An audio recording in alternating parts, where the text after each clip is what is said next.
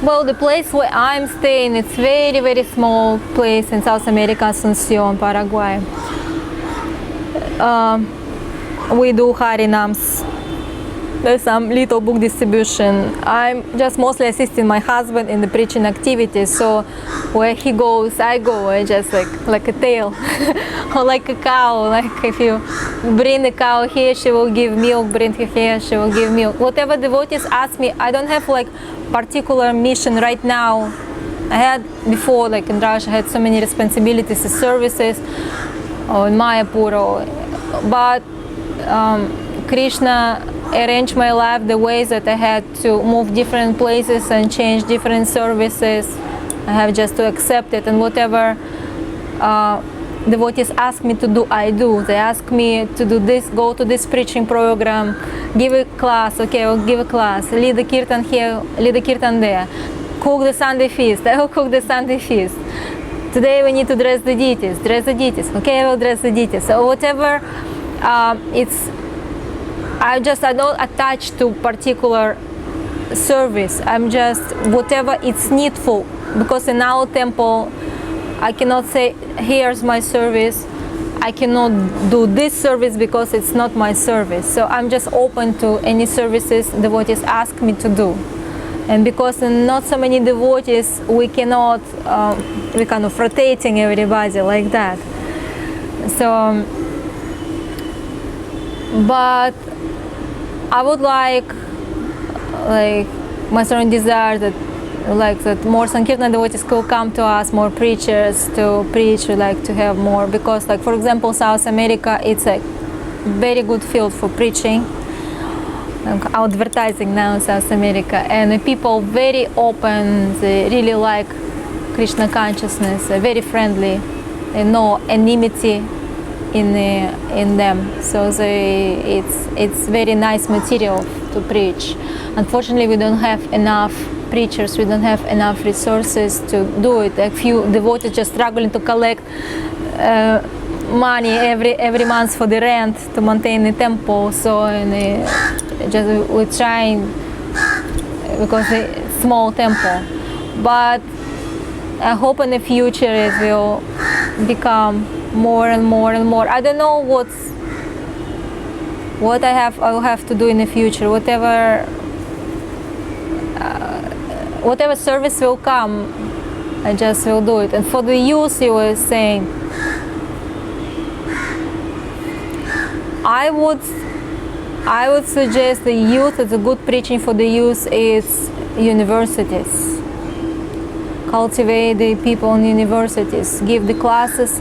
Like when I was the youth, I was doing that. That's what I was doing. I was giving classes in the schools and universities. I was cultivating. There are a lot of intelligent young people, because it's nice to get them in time before they ruin their life.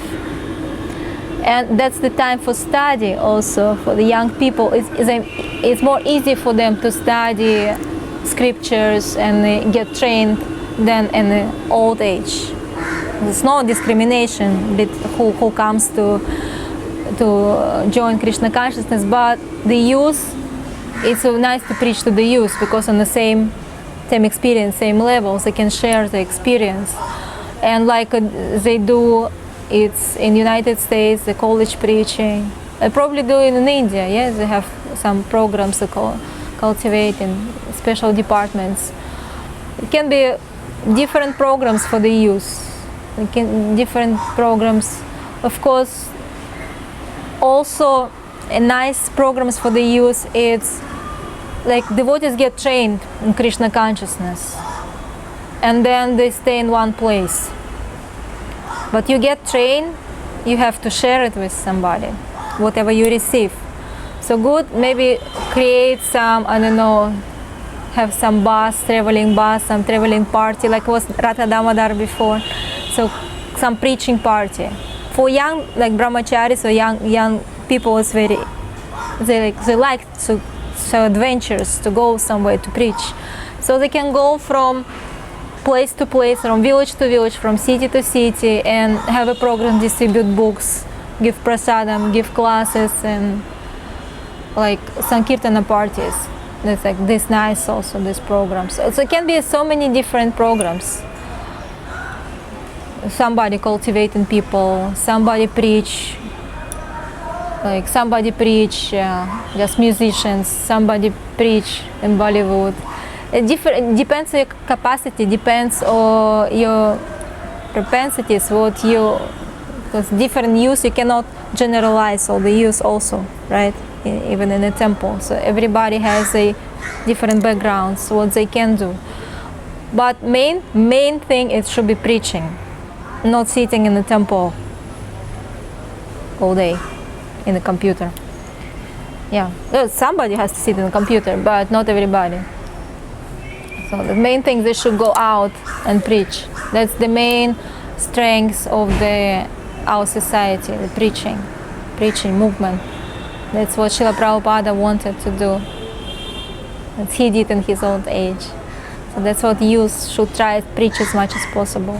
Whatever, and even if some programs, preaching program doesn't exist, they can make it out. Something, brainstorm what kind of programs we can do in this particular place, in this area, in this. For India, maybe, I don't know what kind of program else can be very successful in India. I'm not very familiar, like what's, but that's my vision, that my humble suggestion.